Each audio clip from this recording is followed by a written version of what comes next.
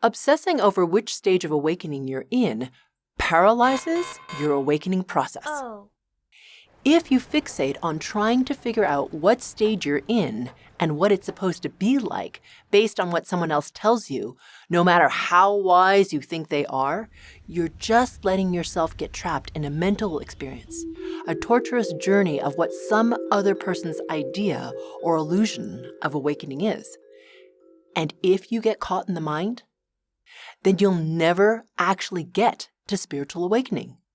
The more mental or academic your experience, the more you need certainty, and the more you need to know where you are and how far you still have to go. The more up in the mind you are, the farther and farther you'll be from the frequency resonance that you actually need to be in to begin to access the awakened state. You'll just be circling around in the same place and never actually get there. It's a trap created by our ego, and it keeps us held in place, prohibiting our growth. Are there common experiences that people can have as they go through the awakening process? Sure, but none of it is actually required. Your path to awakening is unique to you. You may overlap with other people's experiences in some ways and not in others. You have a unique frequency signature, and your journey is yours to experience in your own unique way. Right. So if you're not supposed to think about what stage you're at, then how the hell do you know if you're actually progressing? Oops. In this video, I'm sharing 3 takeaways to help you to catalyze the process of spiritual awakening without getting sidetracked by the mind, including some common signs that your frequency resonance is rising, to give your journey context. My name is Cheong.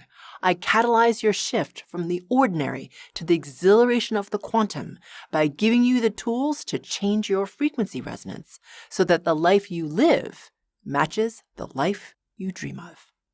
Takeaway number 1. Your awakening doesn't necessarily look like other people's. When I first started meditation, it was because I'd read all this stuff online about how it helped you focus and it reduced your stress and it was supposed to help you with spiritual awakening. So I would sit my butt down on my little meditation cushion that I bought specifically for meditation, and I would count my breaths because, that's what you were supposed to do. But after about 3 breaths, what I would end up doing is thinking about all the things I had to do that day that I wasn't doing because I was sitting there trying to meditate. And I was very much in my mind at that point in my life. I would wonder, how long is it going to take of meditation before I spiritually awaken? What are the stages? All that stuff. So my experience was primarily in my thoughts, in my mind. I wanted that certainty of how I was going to get to where I thought I wanted to go. And it was only when I started frequency work that I started to release distortion patterns of fear and control and anxiety about not being perfect enough and trying to do a good job all the time. So when I started to release my distortion patterns, as a natural consequence, my frequency resonance started to rise. And I was like, oh, wait, I'm having these thoughts, but they're not actually who I am. They're just thoughts. They feel like they're really real and they're very loud, but they're not necessarily true. So I continued to release my distortion patterns because it started to feel really good. I started to feel lighter and happier, and I was more free, and I could enjoy the moment more. I didn't have any outcome in terms of what it is that I was going to do as my frequency resonance rose. I was just enjoying the experience. So one day I happened to be away at a retreat, and I realized I need to go into meditation. It wasn't exactly a thought, it was just a feeling. So this was something more new for me. So here I go into this meditation. And I didn't really have any outcome other than I knew intuitively that I had to really raise my resonance in the meditation. And that what I needed to do was to raise it enough that I could start to experience more of the oneness. Now, mind you, I'd been releasing my distortion patterns intensively for the past couple of years. So my own ability to intuit without using my mind and to think my way through things and to just trust what it is that I felt was much stronger. So here I was in meditation, and I was expanding my frequency resonance. I could feel it becoming more and more buoyant. And at some point, it was almost like that expansion stopped. And I was like, Why is expansion stopping? And so I recognized without thinking, it was a felt knowingness that I needed to surrender more fully in order to continue to expand and rise in my resonance. And I realized that not only did I need to surrender, I had to surrender who I thought I was, which for me at the time was absolutely terrifying because I was such a control freak. So I really had to wrangle with myself. I cried a lot. It was kind of really emotional. And I was like, oh my God, what if I lose my mind? But I was like, okay, no, it's going to be, it's going to be okay. I don't know how I know this. So I surrendered. And when I let go, what happened was this massive expansion. And in that expansiveness, I felt for the first time really the oneness. And the experience of me as Karen dropped away. And when I experienced that oneness, it was so overwhelming and incredible. I couldn't believe that I'd actually forgotten that I was part of the one. I actually laughed because I was like, how do you forget that you're part of the one? It's like forgetting that you have hands or that you can breathe. And then I cried because I couldn't believe that I'd forgotten that I was part of the one. And that's when I started to perceive everything as frequencies. That was my experience of the oneness for the very first time. That's when my abilities came in. That's when I started to have a whole different perspective of life. Now, many people have asked me since then in interviews, well, did you learn what you needed to do in that meditation from a book? Did a guru tell you what to do? No, not at all. I was aware of what I needed to do in that moment because my frequency resonance was high enough and I trusted my own intuition and what it was that I was called to do. So that was my personal experience of the frequency resonance of awakening for the very first time. Now, is that what you're going to experience? Possibly. But is it required? No, not at all.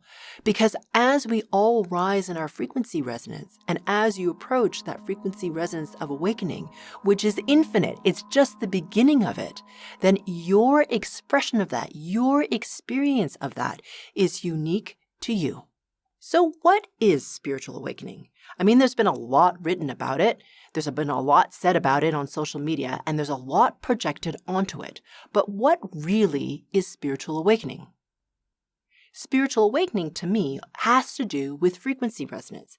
It has to do with the rate of vibration where you start to have an awakened experience, not a thought experience of what you think awakening is, or a mental experience of what awakening is based on a story, but actually a vibrational rate where you start to recognize that you are part of the oneness, and the oneness is part of you.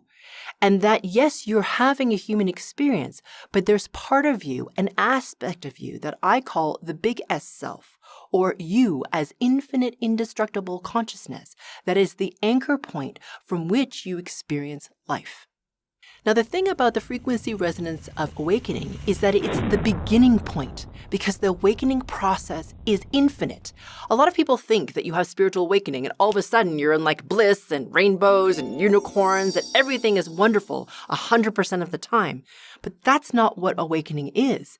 It's the beginning of that process of starting to feel more and more how much you are intrinsically part of the one.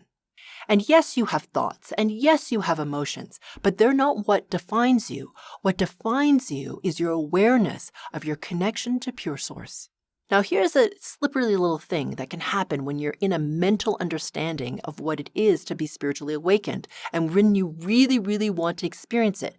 A lot of people want to experience spiritual awakening because they want to have the bliss. They want to have the unicorns. They want to have the rainbows because humanness is so hard. It feels bad. It feels crunchy. So they bypass that whole experience by pretending or wanting or trying to emulate what they think of is the bliss of spiritual awakening. Now, I'm not telling you that there's no bliss in spiritual awakening. Spiritual awakening in its infiniteness is magnificent, but true spiritual awakening has to do with recognizing the brilliance and the magnificence of life unfolding, which includes your humanness. It includes the crunchiness. So you start to shift in your perspective when you're in that higher resonance of awakening, because you're like, hey, this isn't happening to me because I'm a victim. It's happening to me because it's meant to make me stronger so that I can rise in my frequency resonance and really start to feel consciousness starting to have an embodied experience. So it's not about running away from the humanity or the hardness or the things that make us feel frustrated. It's about being strong enough to be able to see, okay, I'm running these distortion patterns. I need to release them so my frequency resonance can rise and I can start to experience the brilliance of life even when it sometimes feels crunchy. So spiritual awakening starts to make your humanness feel easier. And when you're in that resonance of spiritual awakening, and as the resonance gets higher and higher, you start to experience more magic, more synchronicity, more nonlinear possibility, more like, wow, life is just freaking amazing. And you come more into alignment with time. You start to feel the expansion, the possibility of the ever-present now.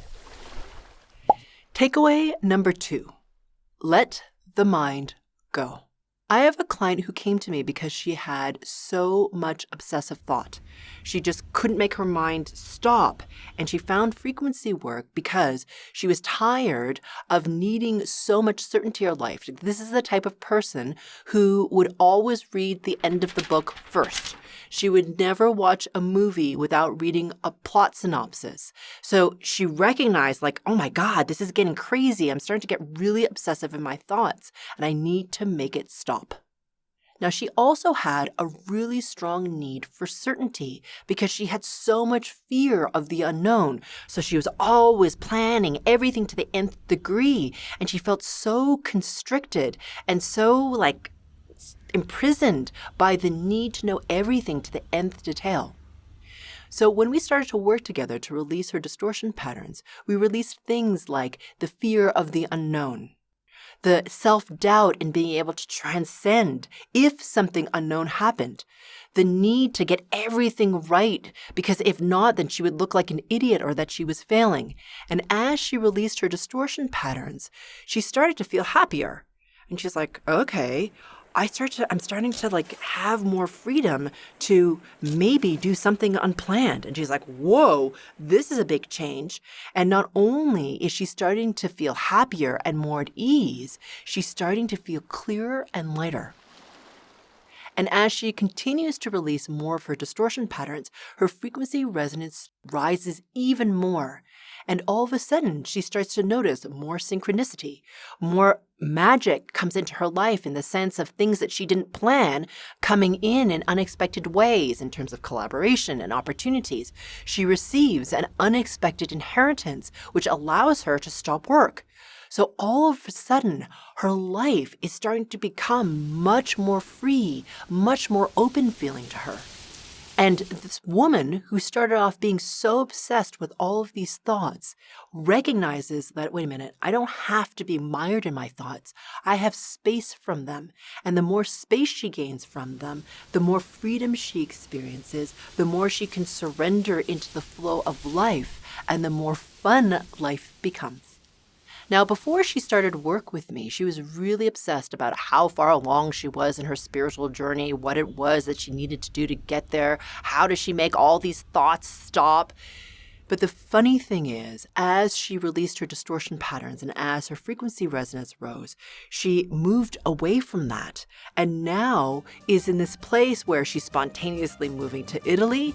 And instead of being concerned about how much she's got left to do, she can be in the magic of the unfolding of life without being concerned about what the steps are.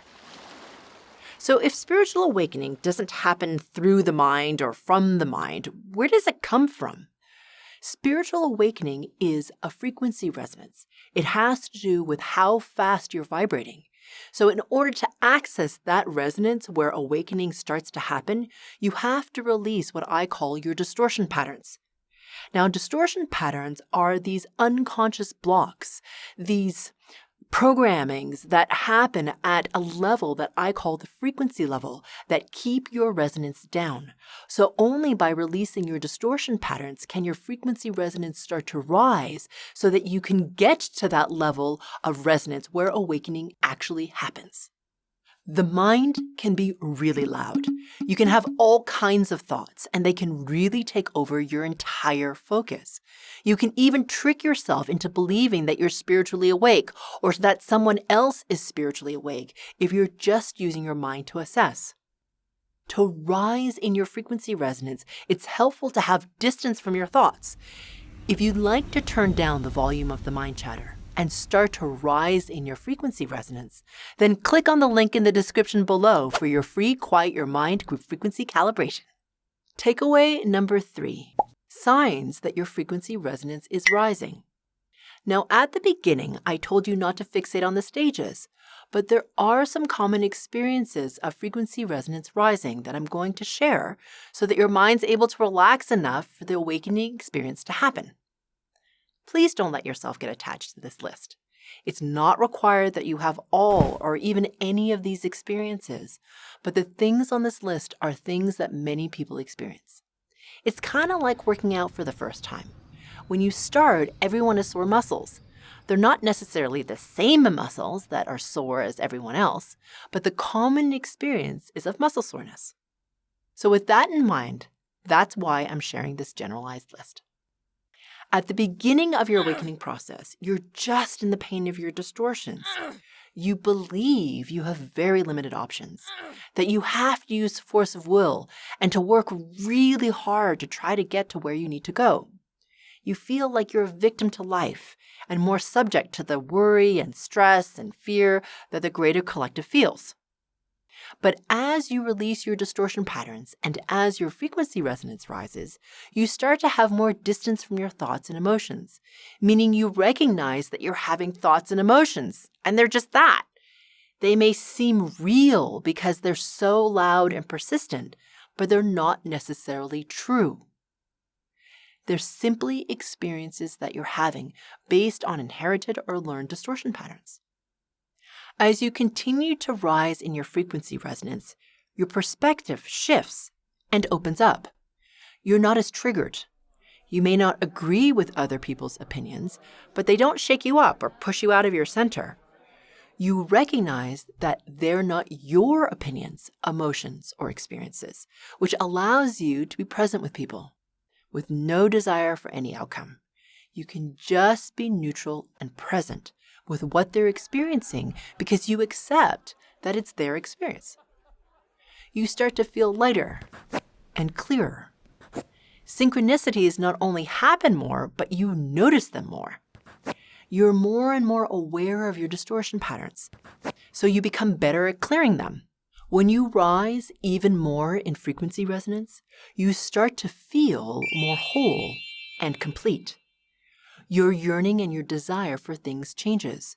You don't feel like you need a thing, a relationship, or an experience to complete you. Things just are. And you recognize that all that matters is clarifying your unique and very personal and intimate connection to Source. There's something that shifts internally, and you truly become more aware that you're actually co-creating everything, whether you're aware of it or not. Not as a concept, but as a knowing in your body. You recognize that you're more powerful than your distortion patterns. And instead of things being good or bad, dark or light, etc., you recognize that things are all part of the one, and everything is simply unfolding.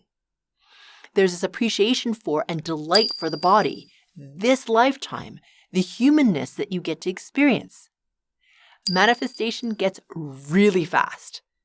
Timing becomes more incredibly perfect. You are more in your heart than your mind, meaning your mind is less dominant. Of course, you use it, but it's a tool that you use when you choose to, rather than being enslaved to it. The mind is no longer what you believe is your essence. Spiritual awakening is a function of how high your frequency resonance is. So the key is to raise it. If you'd like to learn more about how to do that, then click here to watch my next video. I'll see you there.